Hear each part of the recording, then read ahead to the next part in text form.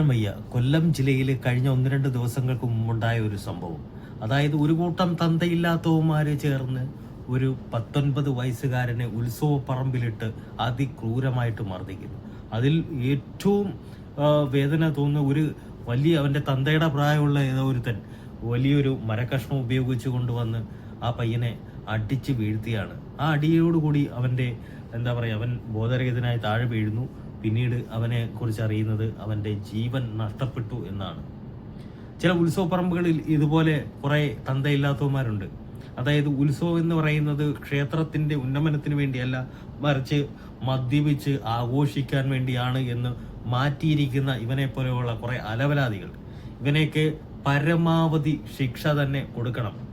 അല്ലാതെ ഇവനെയൊക്കെ കൊണ്ടുപോയി ജയിലിലിട്ട് തീറ്റിച്ച് അല്ലെങ്കിൽ ഇവനൊക്കെ ശമ്പളവും അതൊക്കെ കൊടുത്ത് വിടുകയല്ല വേണ്ടത്. ഇവനെയൊക്കെ പരമാവധി ശിക്ഷ തന്നെ വേണം.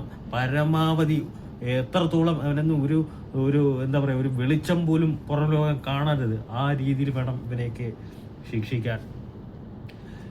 ആ ഒരു കുടുംബത്തിന്റെ വേദന, അതായത് ഒരു അച്ഛനും അമ്മയും അവർ രണ്ടുപേരും വികലാംഗരാണ്. ഒരു നിർധനരായിട്ടുള്ള ഒരു കുടുംബത്തിലെ അംഗമായിരുന്ന ആ ഒരു പയ്യൻ, ആ പയ്യനെയാണ് അവൻ്റെ സഹോദരനുമായിട്ട് ആ ഒരു ഉത്സവത്തിന്, അവൻ്റെ ബന്ധുവിൻ്റെ ഏതോ വീട്ടിൽ ഉത്സവത്തിനെത്തുന്നു.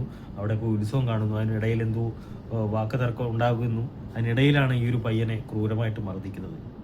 മറ്റൊരു സ്ഥലത്ത് നിന്ന് നമ്മുടെ സ്ഥലത്തേക്ക് വരുമ്പോൾ അല്ലെങ്കിൽ അതങ്ങനെയാണ് ചില സ്ഥലങ്ങളിൽ, പ്രത്യേകിച്ച് കൊല്ലം ജില്ലയിലൊക്കെ ഈ ഒരു തിണ്ണമെടുക്ക് എന്ന് പറയും. അതായത് നമ്മുടെ സ്ഥലത്ത് വന്നിട്ട് വേറൊരുത്തൻ ആളാകുന്നത് ആർക്കും അങ്ങോട്ട് ഇഷ്ടപ്പെടത്തില്ല. അതായത് നീ ആരാണ് ഞങ്ങളുടെ സ്ഥലത്ത് വന്ന് ഇവിടെ ആളാകാൻ എന്ന് പറഞ്ഞുകൊണ്ടായിരിക്കും കൂടുതലും മർദ്ദിക്കും. ചിലർ ഈ പറയുന്നവർ എല്ലാവരും ഇവനുമായിട്ട് പ്രശ്നമുള്ള ആരും കാണത്തില്ല.